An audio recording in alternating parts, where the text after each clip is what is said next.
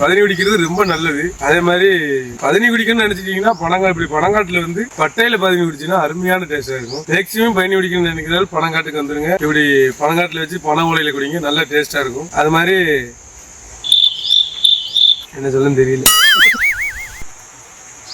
ஏன்னா அவ்வளவு டேஸ்டா இருக்கு. டேஸ்ட் மிஞ்சிருச்சு.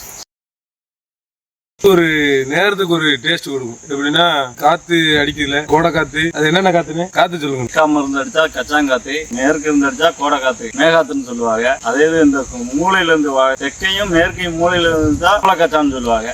அந்த காத்து டயத்துல நல்லா பயணி நல்லா இனிப்பா இருக்கும். ஒவ்வொரு காத்துக்கு ஒவ்வொரு மாதிரி பதினி டேஸ்ட். ஒரு நேரம் திக்கா இருக்கும், ஒரு நேரம் நைஸா இருக்கும். பதினி வந்து காய்க்கிறதுக்குமே ஒரு சில நேரம் ரொம்ப நேரம் இழுக்கும், கருப்பட்டி ஆகுறதுக்கு. அது ரொம்ப நேரம் வேக போட்டு வேக வைக்கணும். ஒரு சில காத்துக்கு எப்படின்னா கொஞ்ச நேரம் பதினி கொதிச்ச உடனே கொஞ்ச நேரத்துல கூப்பணி ஆகி அது கருப்பட்டி ஆயிடும். ஆடி பிறந்துட்டாலே மேகாத்து அடிச்சு அப்படின்னா நம்ம சீசன் முடிய போதுன்னு